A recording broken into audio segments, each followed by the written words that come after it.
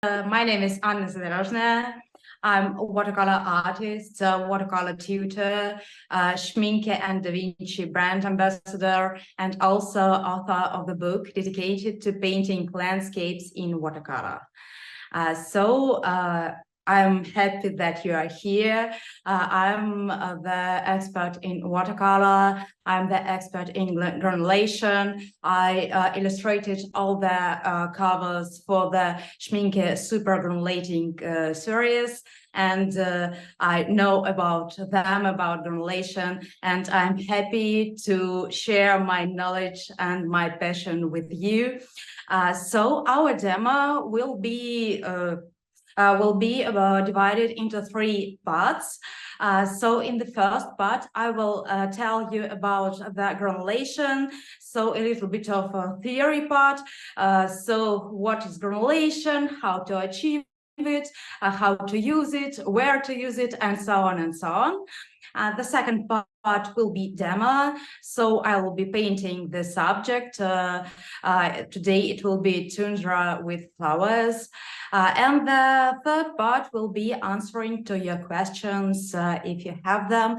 You're also free to ask your questions to Hillary because I'm used to paint and answer your questions. So if you have them, please write them and Hillary will sound them for me. Now please let me change my camera to my table, and yeah. So do you see everything clearly? Is everything okay? I think it's okay. So if we have any technical problems, please do not hesitate to contact. Please ask Hillary and she will tell me because now I don't see my phone screen. So in case of any problems, please tell Hillary. So the theme of our today's talk is granulation in watercolor. So how it's achieved, what's granulation, and so on and so on. Granulation is the visibly clear appearance of pigment particles on an uneven texture on the paper. So here I have swatches of Schmincke Super-granulating series, and you can see that some of the paints are uneven. Exactly this is called granulation. It's a visible appearance of the pigment. What does it mean generally? In the case of watercolors, certain pigments, I think you know that every watercolor paint consists of pigment and binder. So certain pigments tend to granulate to form small dots and groups of flakes that are visibly noticeable on the paper. I wanted to show you the live examples of granulation on my paintings. I see. So if you look closer, it's the common rule that the granulation is visibly seen when you look close. So it's not so visible on the screen, but in life you will definitely see that granulation is...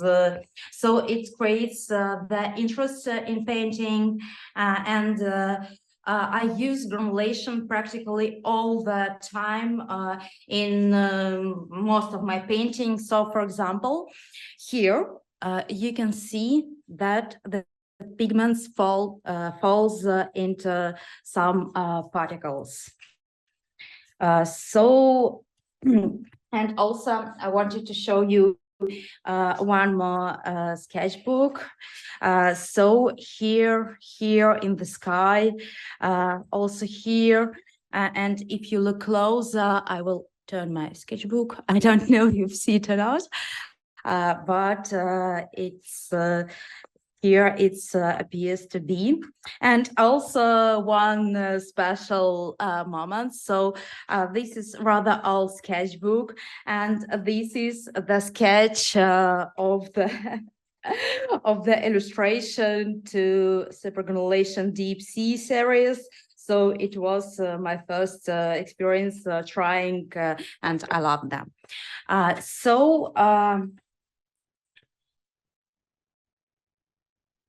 I think now it will be good if I will tell you a little bit of theory of granulation to understand the principles of granulation.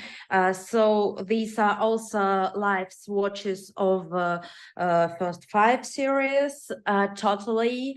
There are now 10 series of super-granulating paints, but what's about granulation itself and what causes a granulation in watercolor? There are 3 important factors that you need to know if you want to achieve this effect. And the first rule is the nature of the pigment. It's the most important factor because granulation is a natural property of the pigment, and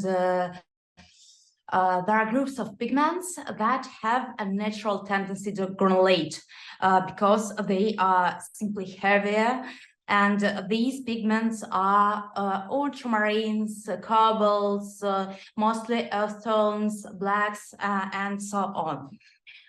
So the first important rule of granulation is the nature of the pigment. The second very important rule is the quality of water. As a rule, granulation is more visible and clear when there are lots of water on the paper, on the palette, in the mix. So if you want to increase granulation, make it more visible and so on, use more water. Don't be afraid to use water. And the third is the texture of paper. So granulating pigments, pigment particles are really heavier and coarser than the fine ground, and because of these pigments sink into the holes of the paper, and we can see this sinking process on the paper. And here I swatched the paper on the textured paper. It's called torchon. So basically thin paper. So so you need textured paper to see the granulation. And also a question that happens all the time, where can I use granulation? So where is it appropriate and not appropriate, where it looks good, well, where not? So there are many cases when you can use granulation. For example, to vary textures. So when you have like big wash and you want this wash to look more interesting, more catching the eye, I don't know, so something like this. So in these cases, you can use a granulation and it works really well. The second is textures that can be seen in ordinary life. So it's rust, it's moss, plaster, bricks, I don't know. So everything in real life, when you see kind of dotted texture with your own eye, so you can use granulating paints and they will work really well. The next way I will show you today during the demo, it's the dark areas next to light ones, because most dark paints granulate, and granulation can work as the way of creating additional contrast in tone. For example, that's why. So today we will paint this subject, and for this purpose, I took tundra green because it's really dark and it's gorgeously divided into two pigments. But okay, a little bit later about this. So you can use granulation to describe background elements like trees and everything that we naturally see as a blur or like a collection of dots. For example, this was painted also using the Super-granulating series, like personally Violet, Galaxy Violet, and it looks interesting and it creates interest. So generally, if you want the place that you want the viewer to catch the viewer, then use granulation and it will be good. And now I think that I have told you about the theory part, and I will tell you a little bit about the paints that I will be showing you today. It's Schmincke, it's German brand Schmincke, which ambassador I am, which I love, and they produced a very successful line of super-granulating paints. And now there are 50 colors in this super-granulation line. They are divided into series, and their series are thematically named. For example, it's deep sea, forest, glacier, tundra, galaxy, and so on. So each of the series contains 5 colors. So totally there are 10 sets and 50 colors. So here on these dot cards, so there is a dot card super-granulating colors. It consists of 40 colors because 2 series from these lines were limited edition. So totally there are 10 series. And as I said, I was the illustrator for all the cover sets. So basically, these are all my paintings. What's so unique in these paints? So why I'm showing them, why I'm making demo? Because the very special thing here is the principle of selection of pigments.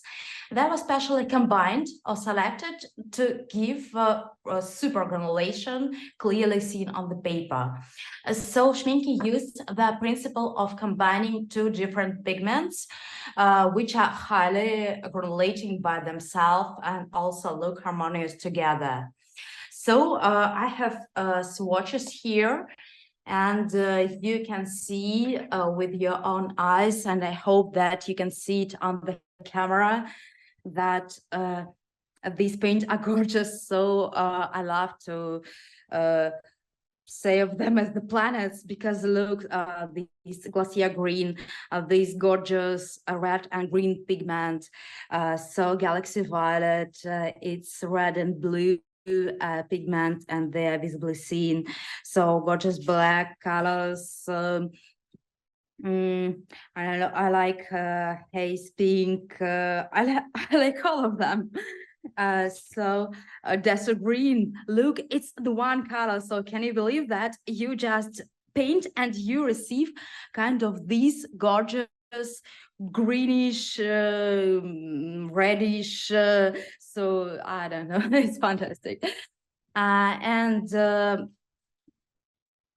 think that better always see than say about something. So now I will show them so-called in action, and you can see what artists can do with them and how to achieve this effect. So I will make it like this. So a little bit about materials that we are going to use today. The reference photo is here. It was taken in Denali National Park in Alaska. About paper, so I have the honeymoon paper. It's cold press or grain thin. It's 300 grams and it's 100% cotton, and in my case it is important because there will be 2 layers, 2 washes today, and this paper suits my need perfectly. I don't know if you see on the camera the texture of the paper is green thin, but it has this texture, so it will be easier for me to show them. Then about the brushes, I'm also Da Vinci brand ambassador, and for brushes today I will use Da Vinci brushes, and we will need 3 kinds of brushes. So the first is kind of flat brush just to wash the paper or maybe apply some paint. The second is also wash brush. For me, it's Casaneo. It's imitation of squirrel, but you can use natural squirrel or any brush that holds water and gives it to your sheet. And also today we will need some synthetics brushes for details.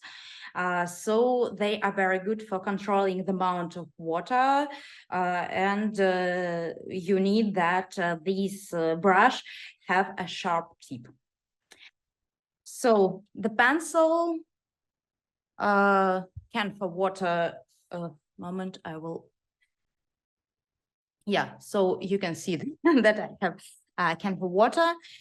We will need some kind of spray to spray the on the surface. I will also use today hair dryer to dry the sheet because cotton is good because it dries not so fast, and today we don't have so much time to wait till my wash dries naturally, so I will use hair dryer. And about the paints, so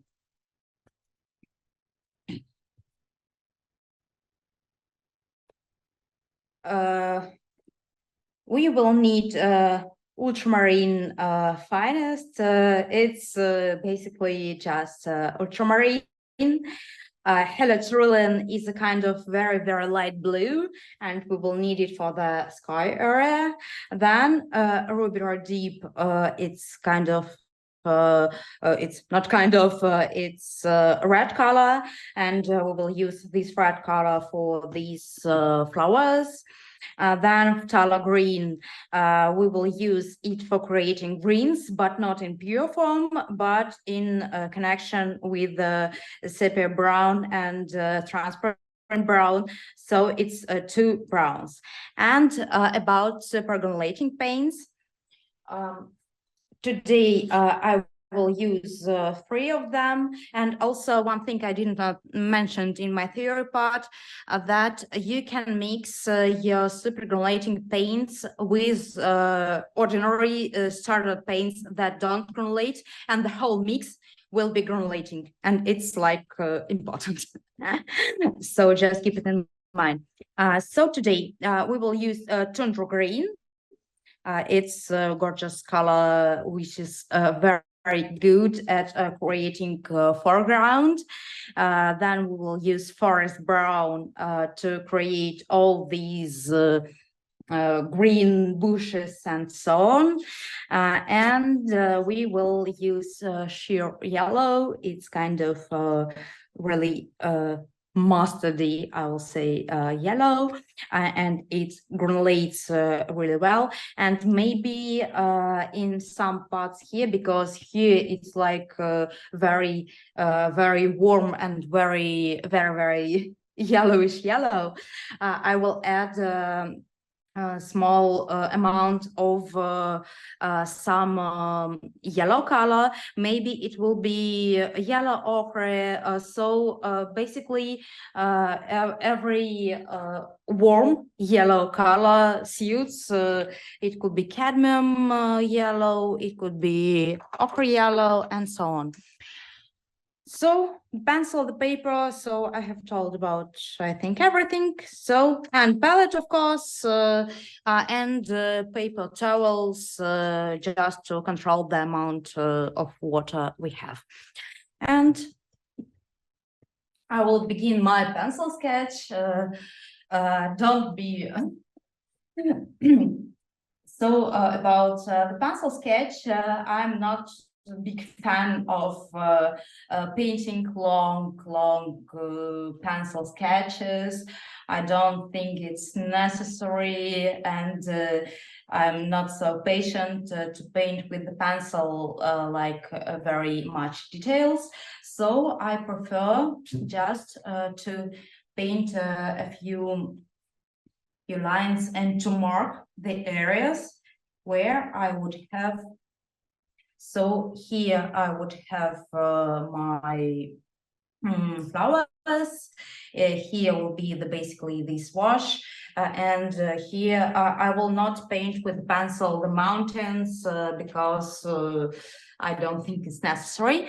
And I know there is a problem with the zoom that the pencil sketch is not visible on the camera. I don't know why, but here is the closest. So you see that my pencil sketch, I prefer to do everything with the paints. So my pencil sketch is simply these background mountains and the area where I would have the flowers. So that's all. And for the first wash, I'm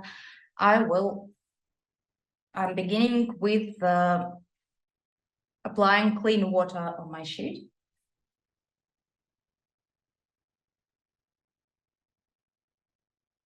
Sometimes I use for this purposes just spray, so sometimes I'm applying with the brush. Now I need just my whole sheet to be applied with clean water.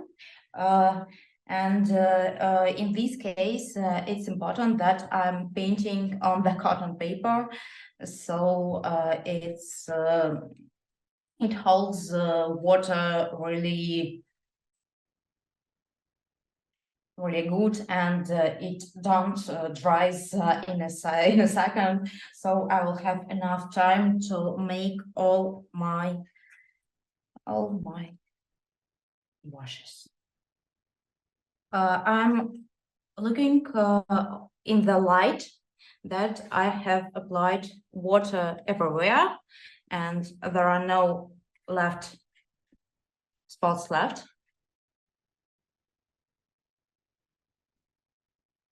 And I haven't said that I'm painting now on the block, so it's glued on the 4 sides.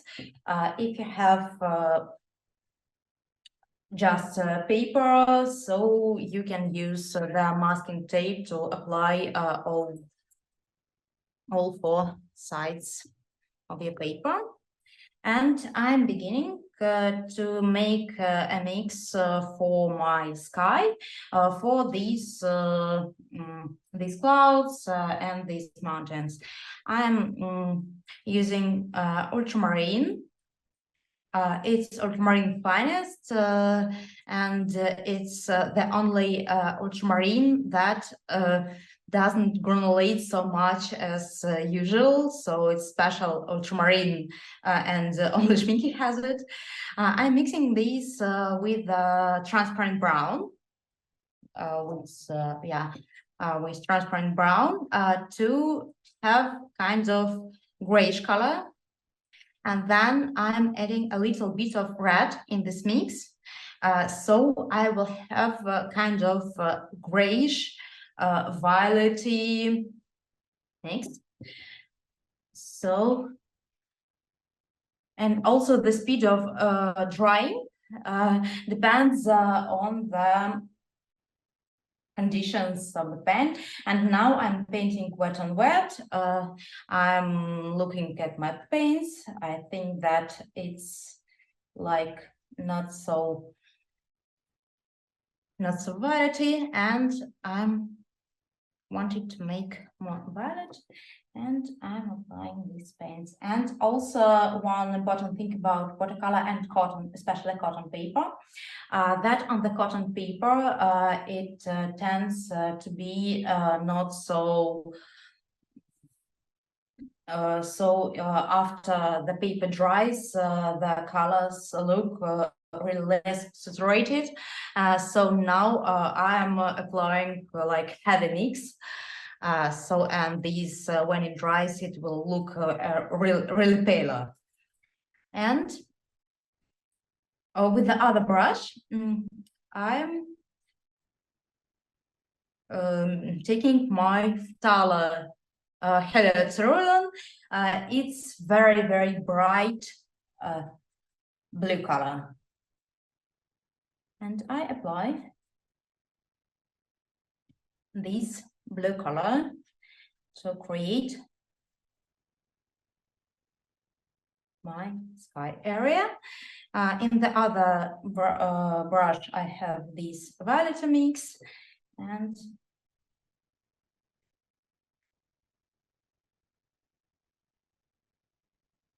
now I take my brush that I applied clean water, it's flat brush, and I begin to mix the pigment to create the effect of more smooth transitions.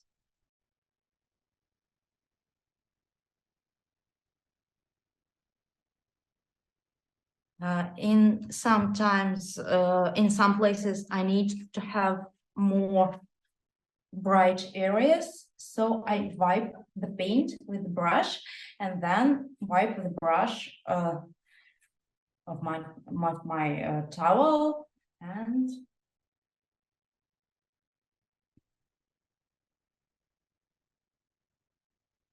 sometimes I wash the brush in the clean water because I want it to be clean.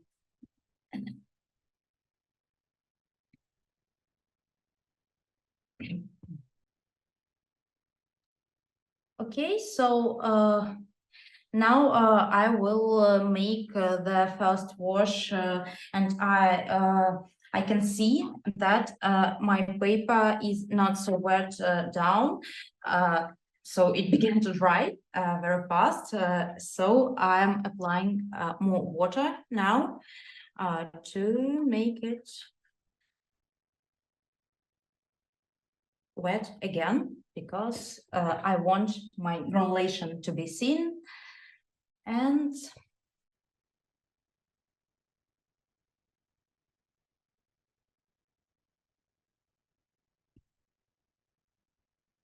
I'm taking my forest brown.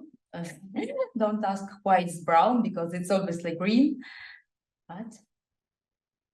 And I'm applying all these with a big brush, and it begins to granulate and it creates this effect. And also it's important that now my paper has a slight angle, so my water runs down and my paint also runs down. Now I'm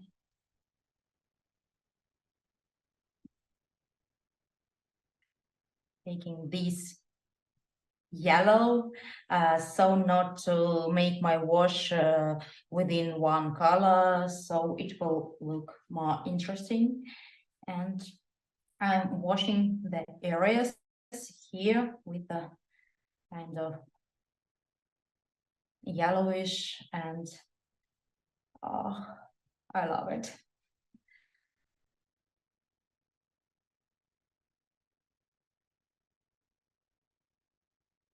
And the effect of the grass, because we have like many grass here, it is created exactly by the granulation, because it's like creating this effect that is happening somewhere there, but we don't see what's happening, but it's interesting. And now I can see I have a problem here because my paint begin to dry. So I'm now in this case, I wanted to.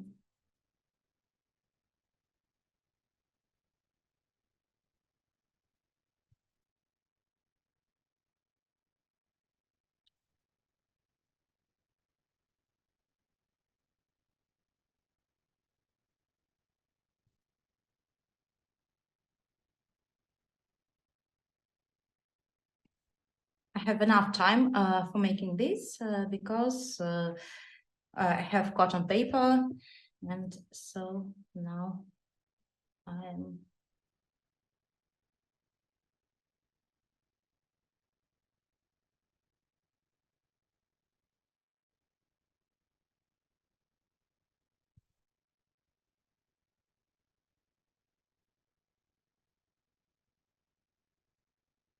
okay. So now my sky looks better.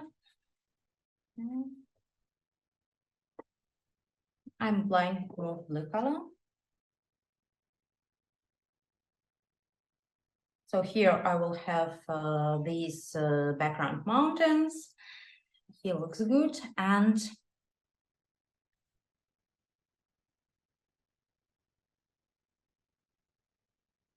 I'm taking this tundra green because I want to have more dark parts of the image, and I'm applying this tundra green.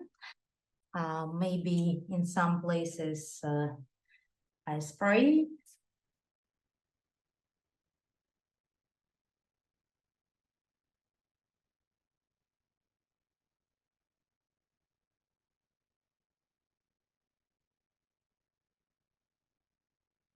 And now I create more dark places.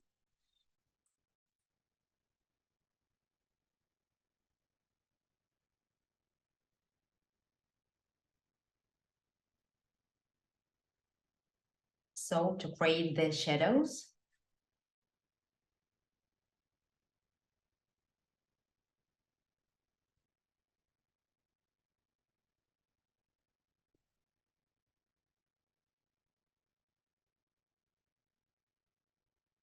And because the paints are really transparent, and in some places I want to have more tone contrast, I apply in some places while my paper is still wet, I apply some green and some dark colors to create the effect of the shadows.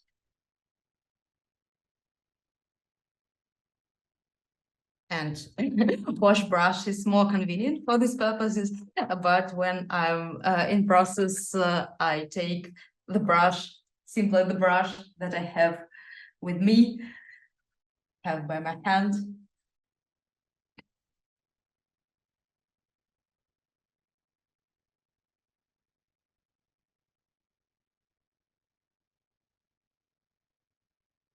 Here will be my red part.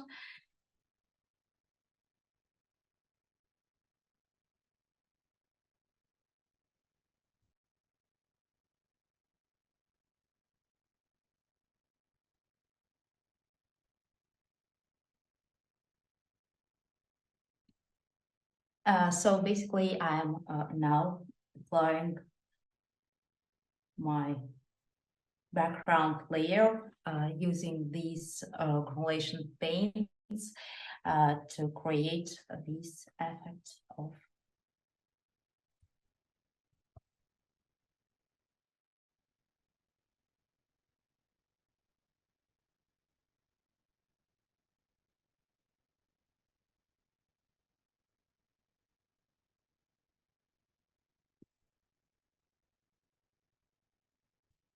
Now I will apply, I don't need angle, so I will apply the background wash, background flowers.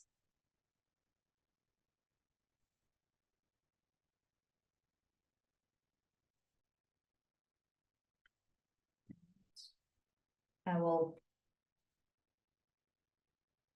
stick on my brush to create this, random effect. So you cannot totally control the splashes. So when you splash, you always receive kind of very random dots.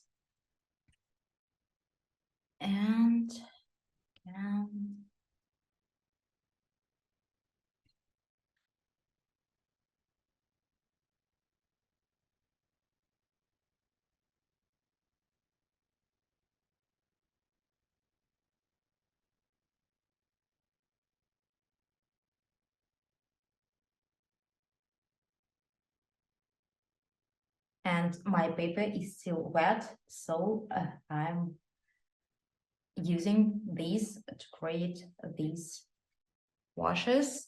And also I want this place to be, I think, more dark. So I'm taking this yellow ochre. So if you are painting with me, you can take any warm yellow and mixing it with this sheer yellow that I have, and line here.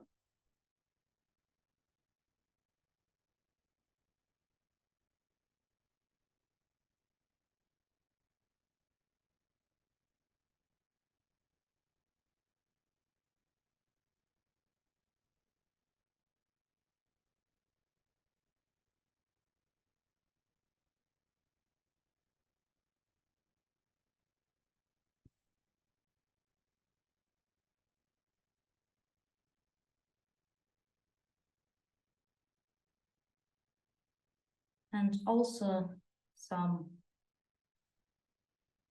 green dots here.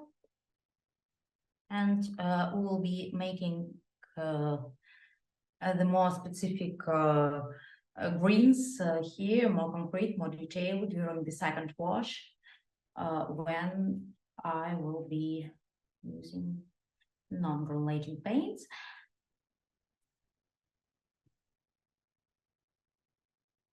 And you can see even now that we don't understand what's it, because it's all wet and there are not concrete details and so on and so on. But you can see that granulation creates the effect of something there. And we don't know what is this something, but it looks really interesting.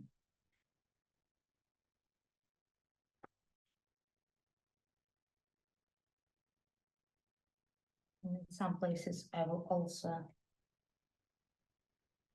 splash.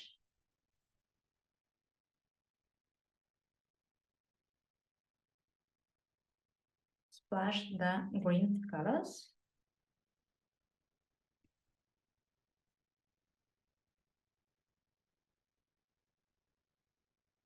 And I think now I need to dry my sheet, because my first wash is completed, and now I need to make details, this background. So Hilary, I will ask you to make my sound off, because I will be using my hair dryer. Thank you. So I will. I was telling that now I'm mixing ultramarine with ruby red deep with transparent brown to create kind of very transparent.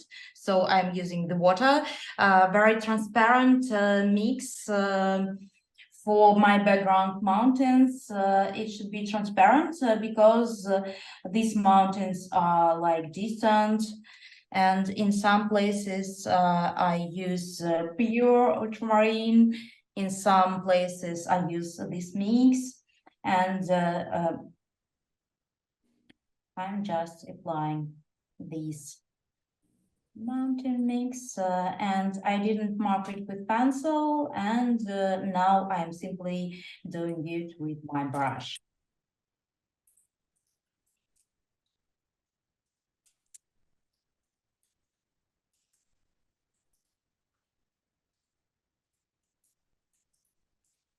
I'm changing the mixes, so in some places I use pure ultramarine, in some places I use this ultramarine violet, so ultramarine with ruby red deep.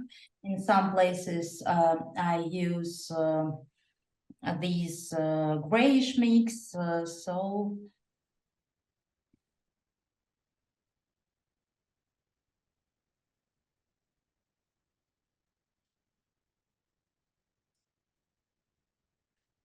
it's important that silhouette of the mountain. So,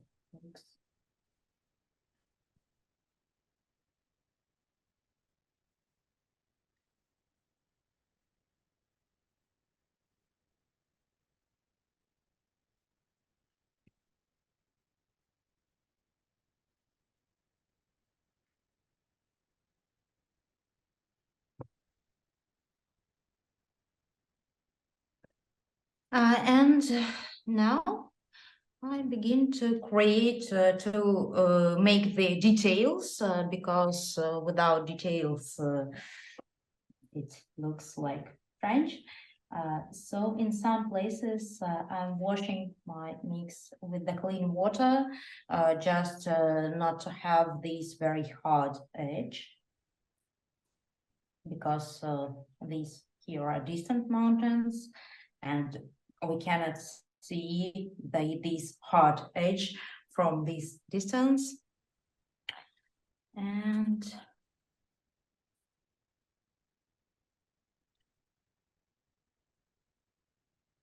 I'm having two brushes because I use one brush for applying paints and the other brush for applying this water.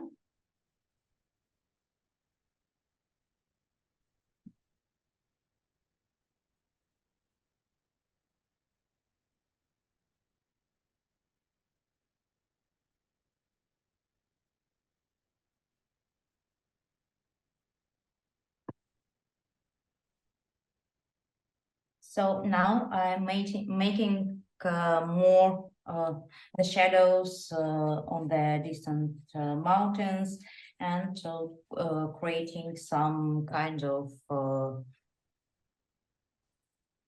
I don't know, interest in the image. And I use for this forest brown and sometimes silver green.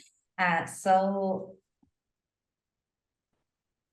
I'm looking at the reference photo and trying to see where do I have kind of dark dark places, and where I have these dark places, I'm applying my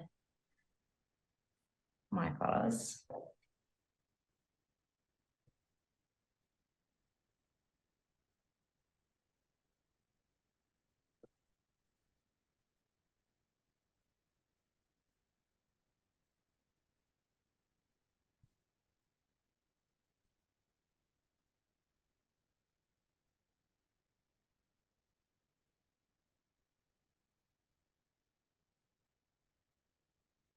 But because they are far from us, I don't want to detailize to make the details on them like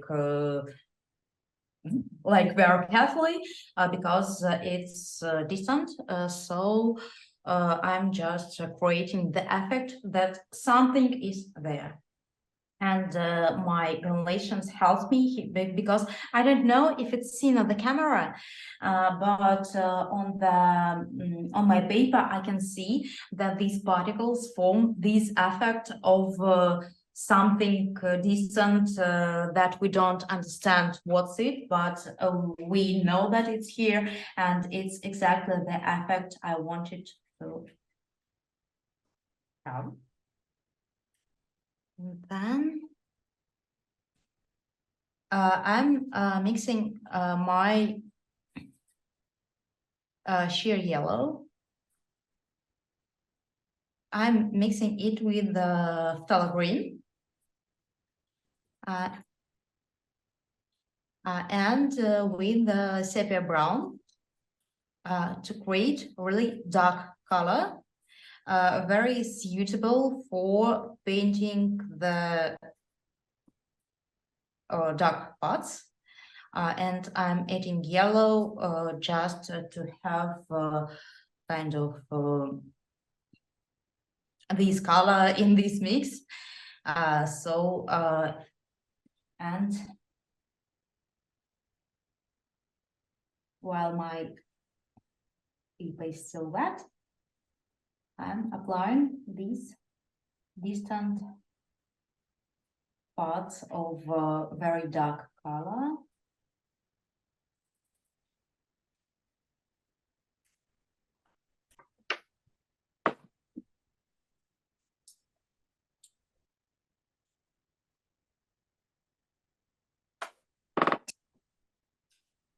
And if I apply and I can see that my paper here begins to dry, I simply wash it with clean water.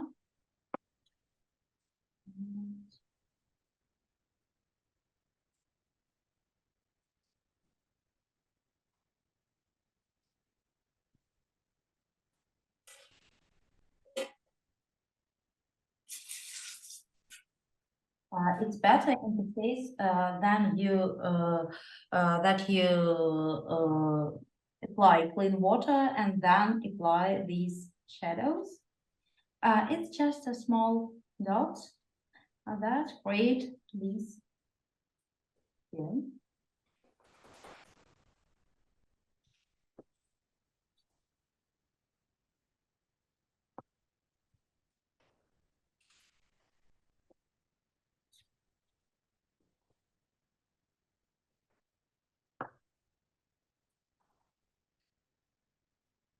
And you can also see that because of composition, I have produced this part with greens and made my flowers here on the third. It's not like this on the reference photo, but I did it because I wanted it.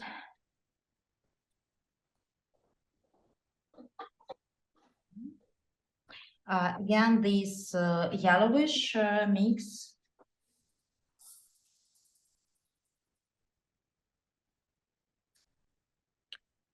In some places, I can make a pure ultramarine for creating contrast.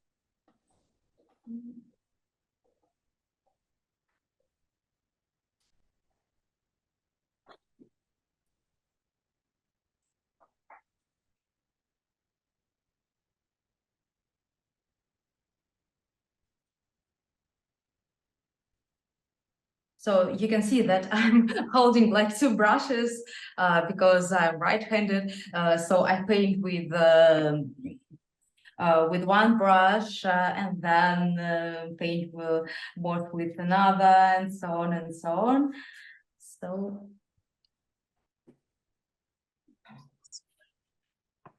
now yellow ochre, and again my sheer yellow.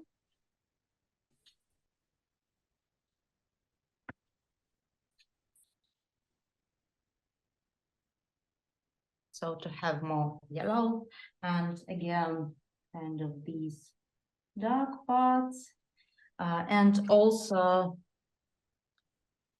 you can also splash.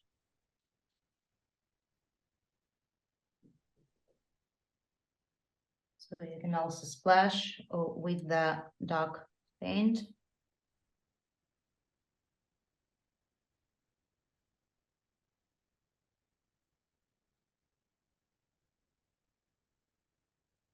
So I'm trying to achieve the effect of very big amount of greens, but not to paint every grass here that we'll have. And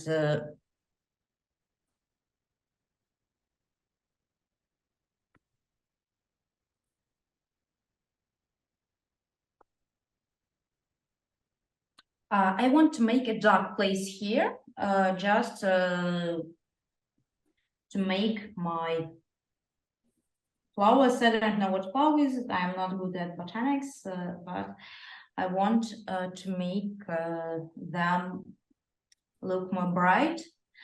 So I'm painting with the dark paint here and also spraying. And applying my paper dowel, so we don't have these kind of visible borders. But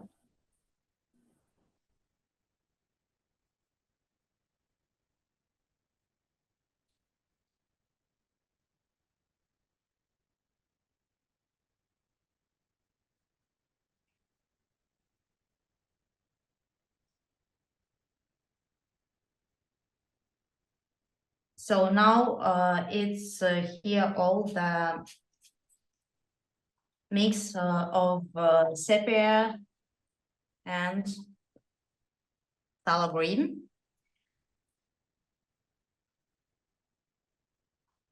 I will need more paper towels because so you can see that I love very watery techniques. In watercolor towels, I used to control the amount of water.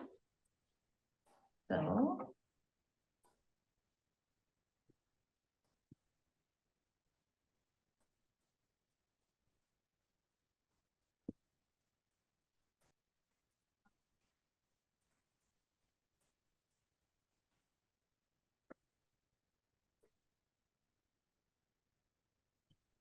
and now I'm mixing phthalo green. So now I'm working with my foreground, so the colors should be really more dark. And I'm using also transparent brown. I'm also using ultramarine, and I'm also using sepia to create almost black color, but there is no black here. Here is like this green, this brown, this again brown, and this blue. And this mix should be really thick. So I'm turning my tablet, my paint, and I'm beginning to create these darker parts of my brush. So this should be the most dark paint in whole your painting, and I'm watching it and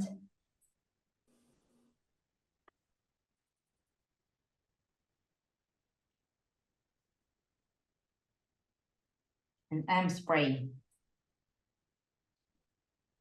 I can see that my mix here is too greenish, and I add more sepia.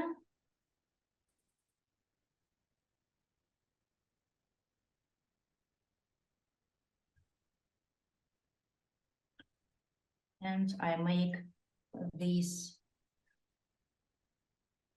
trick for the second time. So I'm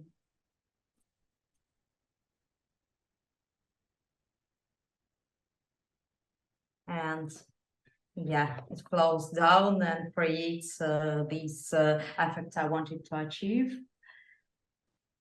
Because there are two ways to paint these greenery and these flowers. The first way is that you paint like every flower you have, and you need like much time for it, or you can use the spray and use the gravitation so that and some places here.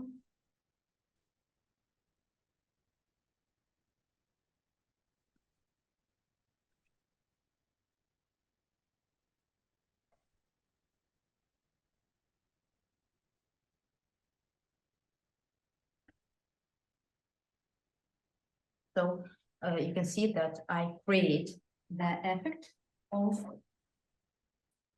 having lots of greenery here. Okay. And now I will use the hair dry again because I want to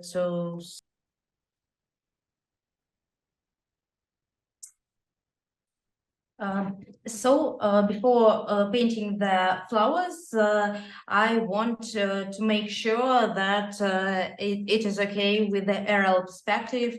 So I can see that my foreground is like dark and this background is kind of light. So I think it's okay. And then I'm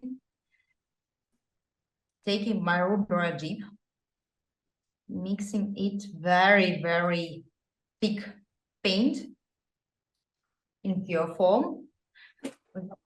I am taking something to cover my sheet because spraying is not so controllable process and you always can splash the paint on your sky and so on.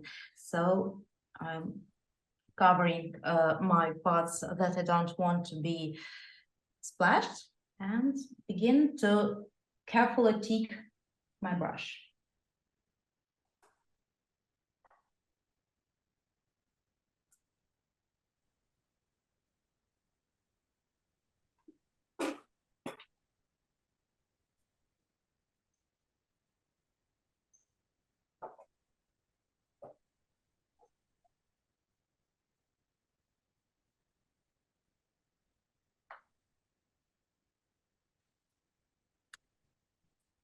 Okay.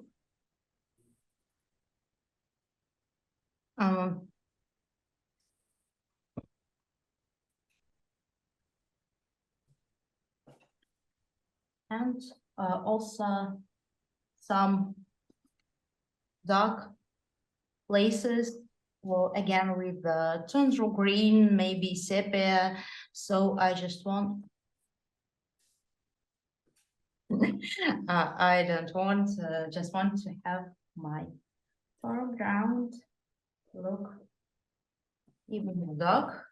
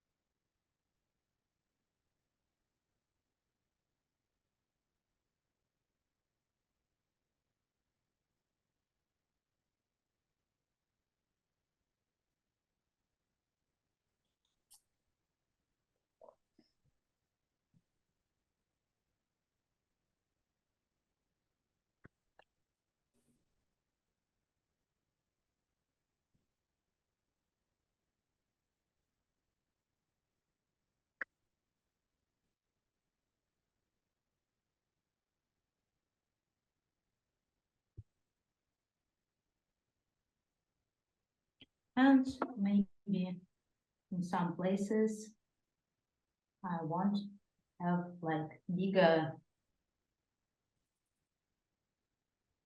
I don't know, dots of paint, but bigger areas. So I'm applying my red.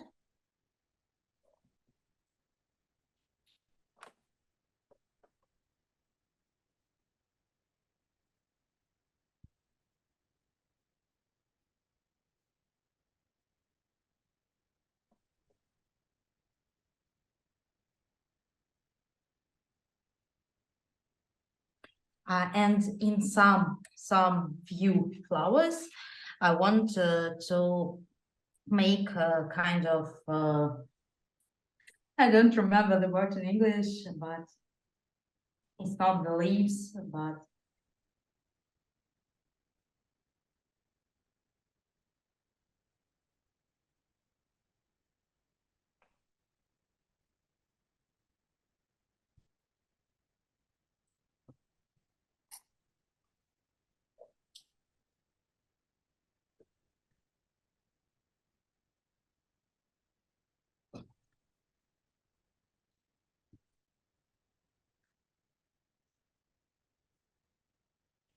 and now also important part. I was painting. I was sitting, and now I stand up and look at my painting. It's okay to look from the distance of maybe 1 meter, maybe more. Because it happens sometimes that when you paint, you just don't see the whole picture. So you see the some places. So now I'm staying and I'm applying a little bit details where I want them to be. So maybe somewhere here, more tone. Maybe somewhere here.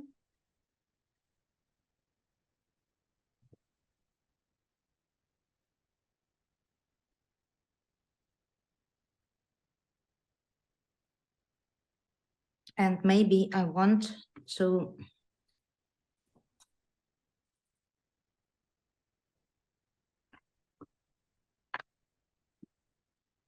have some dark area here.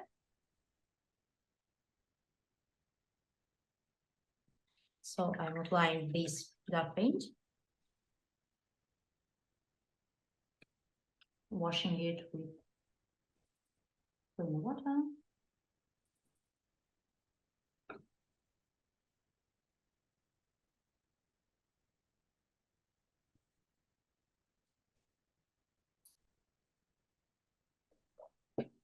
Also, in some places, I want to have a dry brush. So I'm taking the paint. I'm taking the towel and I wipe my paint on the towel, and I place my brush horizontally to create this effect of dry brush.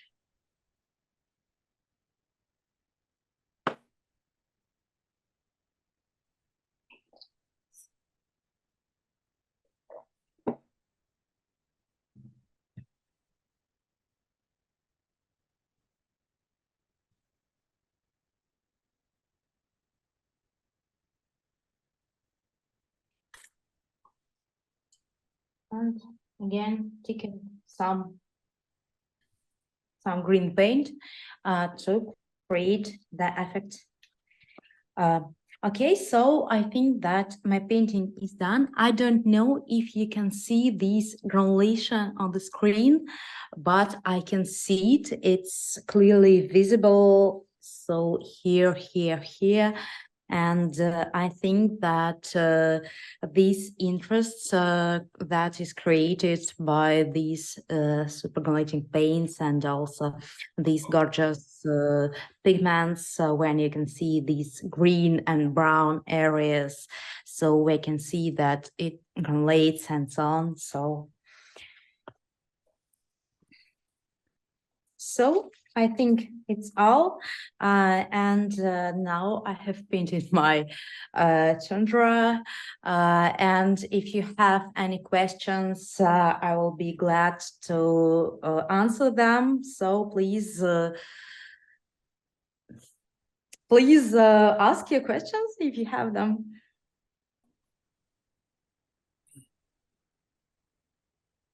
You ever paint from photographs?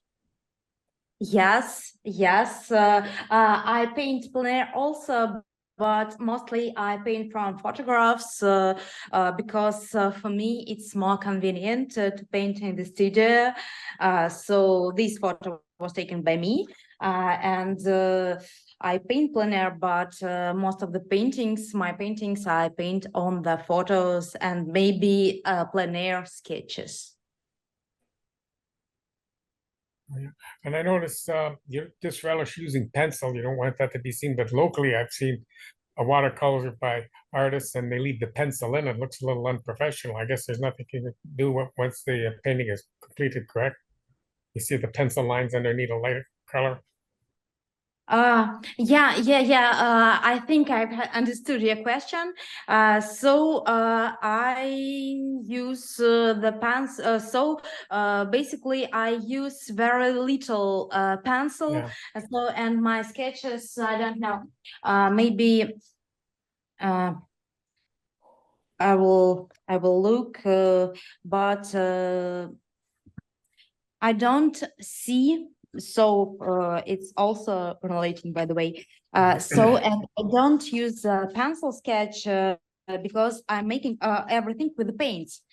So my pencil is not visibly seen under the layer of paint.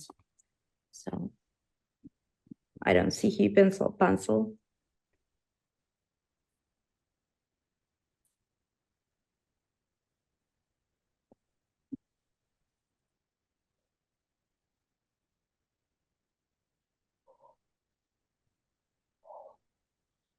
Okay, more questions? Can you use a toothbrush to splatter the paint? I know I'm an acrylic Yes. artist and I use it. Oh. Yes, I even have a kind of special watercolor toothbrush.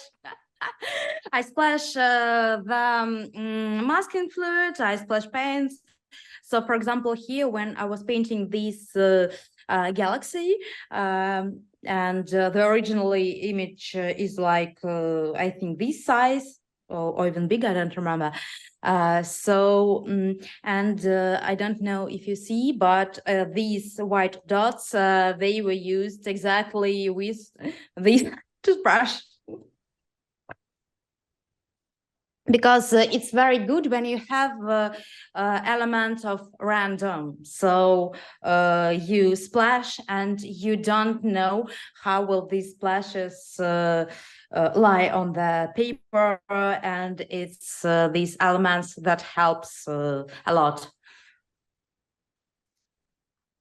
And Anna, Linda asked, what watercolor sketchbook do you use?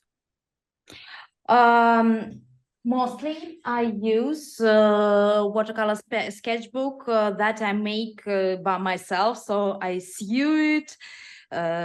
So I just cut the paper and sew and glue and so on. These sketchbooks are made from my working paper because in different times I have used different paper. The last 3 or 4 years, I use these honeymoon because I think really it's the best watercolor paper ever. It's 100% cotton and it's really cool. And now I have these paper in every form, in pads, in sheets, and also in roll. And I made sketchbook also using my honeymoon paper. Great, thank you. You're welcome. Yeah.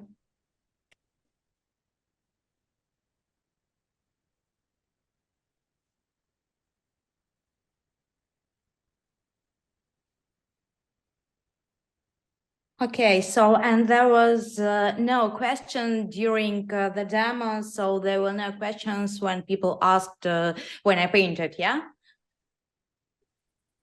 Yeah, I don't see any questions in the chat, so. Okay, so if there are no questions, I had one last. Sorry. yeah, I- of course. Question. Okay. Oh, I've just wondered, you seem to push the Da Vinci brush, and I was just curious, what puts the Da Vinci brush ahead of the others, their competitors?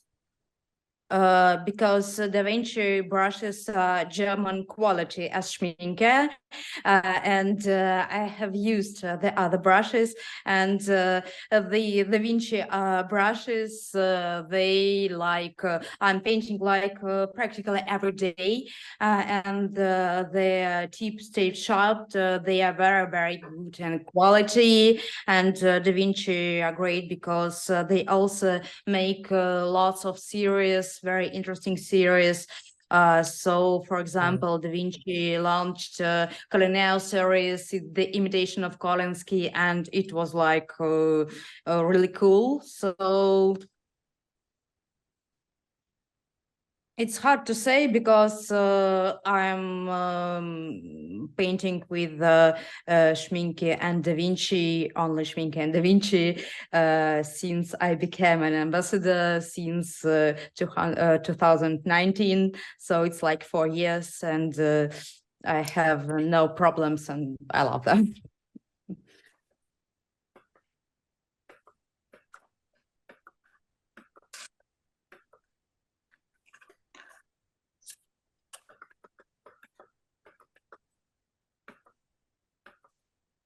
Okay, so any other questions? Any question about granulation, about Schmincke, about, I don't know. Okay, we got a question in the chat. Do you paint plein air, and which do you use pen or tubes? On plein air, I'm using tubes because I have these palettes, and of course I have some small palettes for plein air. Unfortunately, I don't have this palette with me now, but it's like very small palette that I squeeze the paints from the tubes to these small palettes because I form my needed colors for myself. If you want, you can look at my profile Instagram. It's draw_better. I have somewhere there, I have the photo of the palette, of this plein air palette. It's with the mountains. Great, thank you so much, Anna. Thank you, Hilary. So guys, if you have any other questions, you can always ask me. I'm answering in direct on Instagram. And I hope that you loved today's demo and you had fun while painting with me, and info about hashtags and so on. I think Hilary knows better with what hashtag you should post and what are the other specialties. So thank you for being with me today. Thank you so much all for joining.